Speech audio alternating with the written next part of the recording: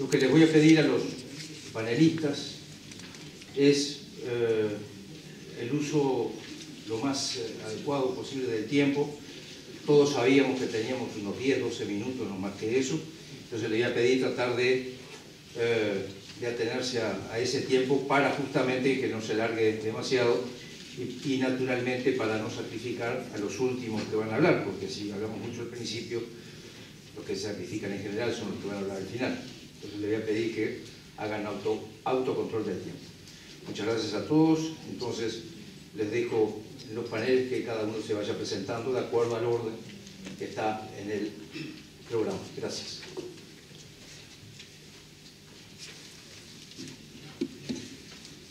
Buenas tardes a todos.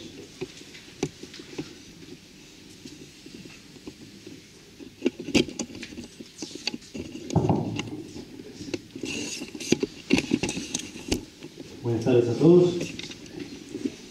Mi nombre es Gonzalo de Mina y voy a compartir con ustedes una reflexión sobre un tema que hace al libre pensamiento. Bueno, antes que nada deseo agradecer a la Asociación Uruguaya de Libres Pensadores por brindarme la oportunidad de compartir con todos ustedes esta reflexión que tiene como causa la irracionalidad humana expresada en la exacerbación del fanatismo. Hablaré, por lo tanto, del fanatismo ideológico, del oportunismo político y sus puntos de conexión con la religión. Pero primero deseo expresar que no me atrevería a sugerir a ninguno de ustedes cambiar sus posturas partidarias o ideológicas. Sin embargo, es mi deseo llamar a la reflexión respecto al fanatismo ideológico y expresar por qué, como librepensador y humanista, siento el deber de defender los ideales republicanos y la democracia.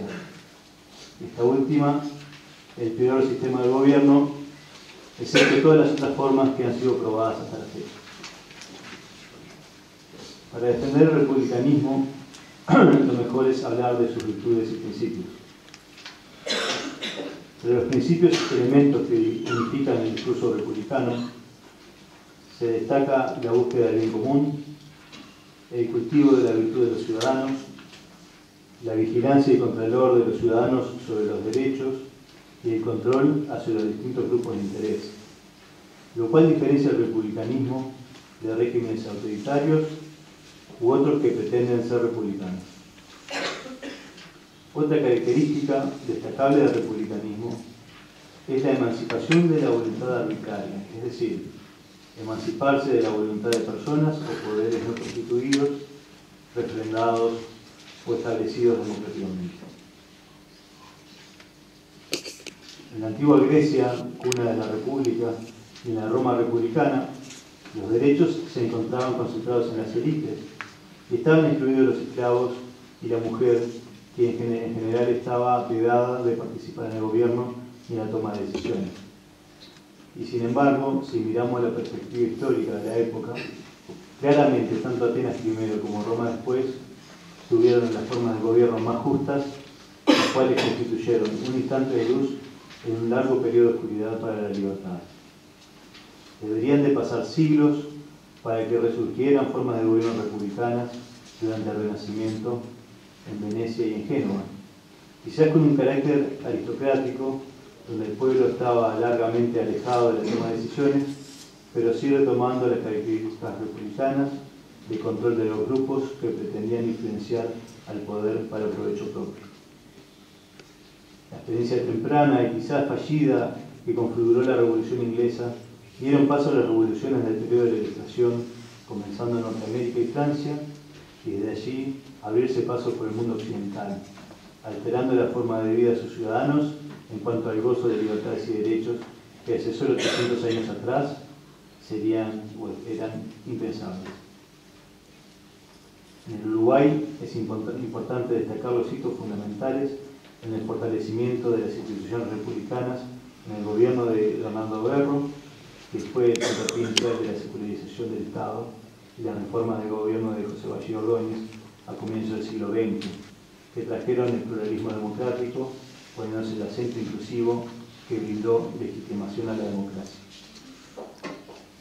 Momentos atrás decía que fue durante el periodo renacentista que se retoman las características republicanas de la búsqueda del bien común y el control o armonización de los intereses de grupos de poder. Y esto último es fundamental para la supervivencia de la República. Los asuntos públicos no se pueden dirimir en discusiones privadas entre grupos particulares. Por esa razón, por ejemplo, la Asociación Uruguaya de Librepensadores realizó meses atrás una declaración cuestionando la convocatoria del Poder Ejecutivo a sectores religiosos, empresarios y sindicatos, entre otros, a participar en grupos para crear políticas de Estado, bajo el pretexto de gobernar bajo la legitimación de grupos de poder, dándose la espalda al ciudadano y a la negociación parlamentaria. Pero quizá las características fundamentales que hacen indispensables al régimen democrático republicano es su posibilidad de responsabilizar a sus gobernantes por las acciones realizadas y su característica de ser el único sistema de gobierno perfectible en la medida que es posible su renovación a través de la alternancia de partidos y de actores políticos, junto con el principio de igualdad que garantiza los derechos de las minorías. En definitiva, ya sea en sus vertientes elitistas o aristocráticas o en los modernos regímenes democráticos republicanos, siempre el ideal republicano se ha configurado como antagónico al absolutismo, al totalitarismo o autoritarismos de las distintas épocas. Si entendemos por libre pensamiento la aplicación de la razón, la experiencia, la observación y la prueba como únicos medios dignos de crédito para la determinación de la verdad, el librepensador en consecuencia rechaza toda autoridad que se oponga a la razón, ya sea hasta un hombre, la de un libro o la de una organización basada en la revelación, los milagros o la tradición. Bajo estas premisas, el librepensador no puede reconocer como definitivo ningún sistema o doctrina y no debería abrazar ninguna ideología que imponga límites a la expresión del pensamiento y el debate, la libre circulación de la información y que garantice el derecho a la crítica. Por otra parte, el imperativo humanista condiciona a los librepensadores a tener presente la necesidad suprema de lograr para todos, sin distinción de sexo, raza o nacionalidad, una igualdad completa en el ejercicio de sus derechos y en el cumplimiento de sus deberes.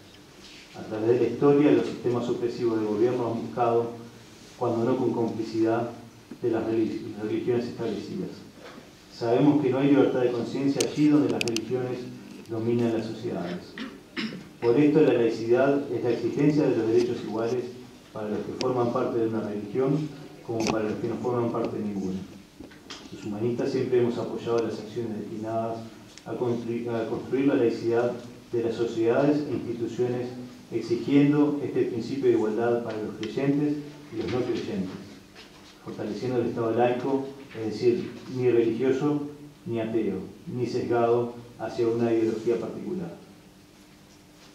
Como decíamos anteriormente, han habido no pocas situaciones donde el demos ha sido acotado a un sector privilegiado, o donde la libertad de elección se ha visto coartada o predeterminada.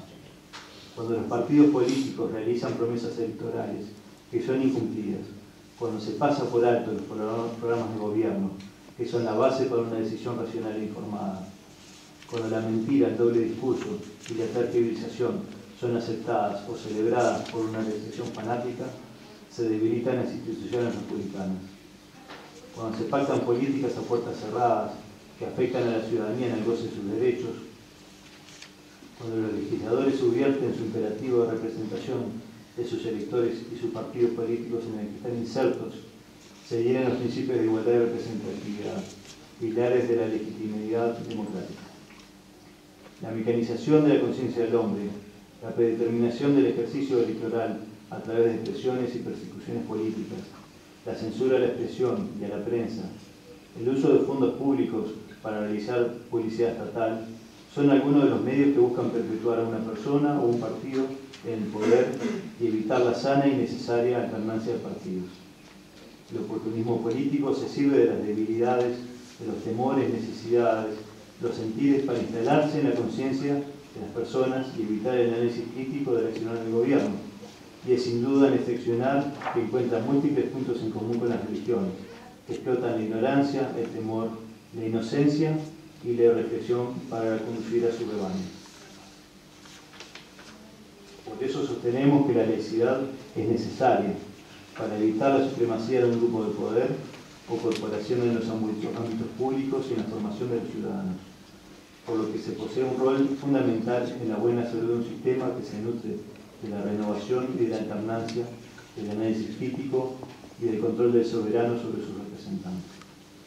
En definitiva, la tendencia política o la religión particular de cada individuo no es el problema. El problema es la instrumentación de la religión y la ideología como medios para sembrar el dogma y el fanatismo. Siempre debemos tener presente que la más importante batalla se libra en la conciencia de los ciudadanos. La más potente arma en las manos del opresor es la mente del oprimido. Muchas gracias por su atención.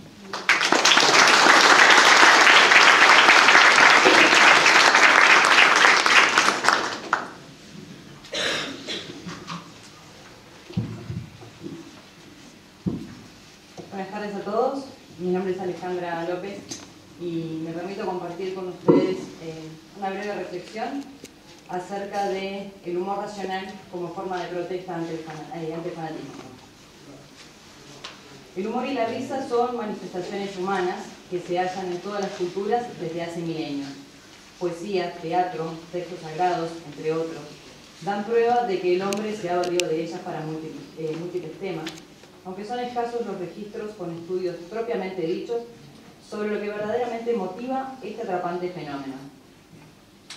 En las Taciturnitas, capítulo de las reglas monásticas del siglo V, se decía: la forma más terrible y obscena de romper el silencio es la risa.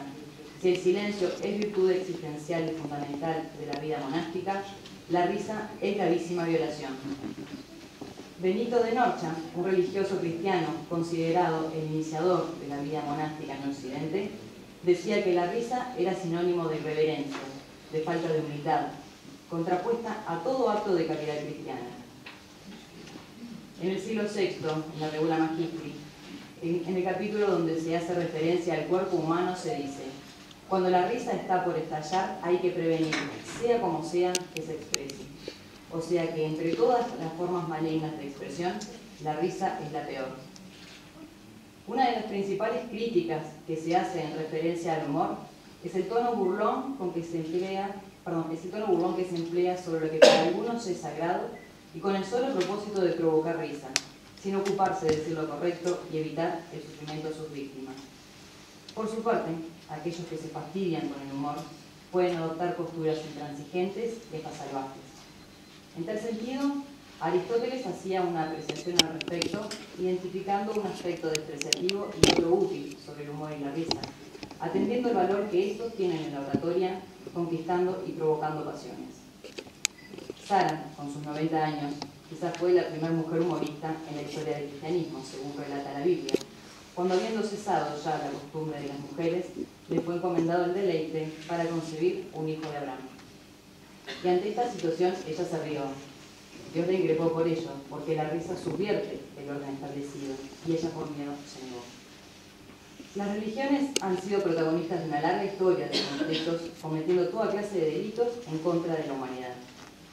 Ahora bien, religiones como el judaísmo, el cristianismo y el islam consideran la sonrisa como un acto de caridad, de culto en sí mismo, pero especialmente el islam refiere a la risa en un sentido más elevado del ser humano, considerándola como una especie de ofrenda, tal y como se menciona en un hadith: sonreír al rostro de tu amigo es caridad. Inspirados en Mahoma y en lo que resultaría una fuerte característica suya como su sonrisa y su buen humor. Pero claramente sus seguidores no reflejan esta misma alegría y les gusta pasar la bomba solo cuando el chiste es de su autoría. La revista Charlie Hebdo había sido amenazada en reiteradas ocasiones por sus publicaciones satíricas en contra de movimientos islamitas. Y fue el 7 de enero del presente año cuando nos convertimos en testigos de un devastador acto de fanatismo que atentó brutalmente contra los valores fundamentales de la humanidad, como la libertad de expresión, la libertad de conciencia, los derechos humanos y ciudadanos. Este repudiable hecho claramente demanda de nosotros una posición firme exigiendo la defensa y garantías necesarias en pos del libre pensamiento y los derechos individuales, la libertad de expresión y de prensa. Pero también debemos llamarnos a la reflexión individual para analizar hasta dónde nuestra apatía, pasividad y desinteligencia no alimenta la verdad de unos pocos basados en la fe, por encima de la razón, provocando desequilibrios e injusticias en la sociedad y la convivencia. Amar a Dios, cualquiera sea Él, ha sido un mensaje contundente y barroquizado hasta niveles insostenibles, y parece ser el núcleo del que emana toda justificación de aquello que se hace en su nombre. Gracias a las religiones, hoy mueren personas por negarse a una transfusión de sangre o por negarse a una vacunación. Se prolonga el sufrimiento de una enfermedad terminal por negarse a la eutanasia. Se enriquecen líderes e instituciones religiosas cuando hay necesidades sociales insatisfechas. Se fomenta la homofobia, se desprecia la ciencia y se mata a todo aquel que piense diferente. Se ven a los dioses en las figuras y no en los necesitados. Y por eso todos los años, en algún caso, se mata y se resucita el mismo hombre para sentir que sus pecados son purgados. Se promulgan bienaventuranzas a los pobres y tras el enunciado, abandonan el recinto sagrado conduciendo autos de lujo y son mucho más felices cuando compran que cuando comulgan. Podría hasta considerarse hipócrita el hecho de que pueda reírse de chistes de negros, homosexuales, gordos, pero no poder hacerlo sobre las divinidades. ¿Existe una forma no violenta de combatir eso? ¿No es acaso el humor una forma pacífica para combatir ese fanatismo? ¿Podemos decir con certeza que el humor y el respeto son incompatibles? Se insiste con frecuencia en que el humor debe expresarse sin sobrepasarse y sin ir más allá de los límites de la verdad. ¿Y cuál es la verdad? Cuestionar las creencias religiosas no es faltar al respeto. Faltar al respeto es imponer creencias religiosas como únicas e incuestionables, y a partir de las cuales juzgar y condenar a todo aquel que piensa diferente. Existe la necesidad de creer en algo y el conformismo que ello representa frente a un ateo al decirle al menos creo en algo, como si no creer fuera condenable. Y mientras el método científico extrae conclusiones a partir de los hechos, las religiones pretenden encontrar hechos que respalden las conclusiones. El humor se construye a partir de una mirada atrevida, cuestionadora, ingeniosa. En tal sentido, resultaría entendible la falta de comprensión por parte de aquellos que se enardecen con sus irresolutas y aparentes certezas que solo tienen sustentos en los reinos de la imaginación. En la actualidad existe lo que podría entenderse casi como un experimento social en materia de religión, que son las llamadas iglesias satíricas, troll, fake, cuyo objetivo fundamental es valerse de algunos dogmas para poner a prueba el extremismo religioso y la intolerancia, y crear a partir de ellos el humor. Quienes hemos tenido la oportunidad y el tiempo de ser partícipes de este tipo de proyectos, apreciamos de cerca la forma en que los excesos de religión reciclan a las personas, dotándolas de falsa humildad y neutralizando toda capacidad de discernimiento frente a la realidad que los rodea. En tal sentido, comparto con ustedes un ejemplo que en mi experiencia ha sido un ejemplo más que ilustrativo sobre esto. Hemos dicho que Dios odia a los gatos, y bastaron un par de citas bíblicas que lo justifiquen, de forma irónica, para despertar la duda y la ira aún de los más creyentes que tienen gatos. Ahora bien, también hemos dicho que Dios odia a los homosexuales, y el silencio cómplice resulta tan miserable como las voces de aquellos que se hacen eco de este enunciado, olvidando que si, como dicen, Dios es amor, estarán más cerca de él los homosexuales que se aman que los heterosexuales que los critican. La risa es subversiva, reveladora, estimulante para la mente, y ofrece siempre un ángulo distinto para apreciar la esencia de los objetos y los hechos. Y si se toma como un ejercicio serio, es una profunda invitación a la reflexión. Tal vez, por esta razón, en todos los tiempos la risa ha sido de alguna manera prohibida, controlada, disciplinada y limitada por propiciar cierto poder para sentirse menos débil, poner a prueba las pasiones, purificar nuestros conocimientos y hasta oficiar de una potente medicina para vencer nuestros más arriesgados prejuicios y miedos. No se pretende que nadie abandone una religión, solo que se entienda, acepte y respete que hay quienes no la necesitan, y hasta pueden ser partidarios de la separación entre la religión y el planeta Tierra, postura tan respetable como la de quien elige libremente abrazarse a alguna creencia. Eso sí, no perdamos de vista que las religiones le temen al humor, porque la risa ahuyenta los miedos, y una persona libre de miedos no necesita religión. Muchas gracias.